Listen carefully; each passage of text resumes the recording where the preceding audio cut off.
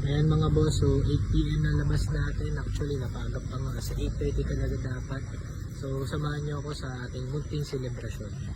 Bali, ito nga pala yung ating project car na dala-dala lagi papuntang school. Ito yung pampawala ng pagod. Ayan, hindi na tayo mga boss.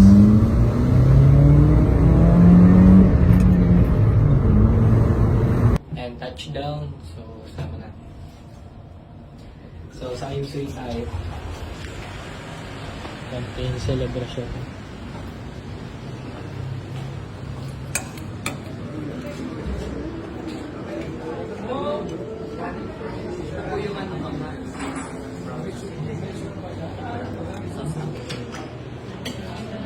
Pwede ba na? Pwede na magkasino.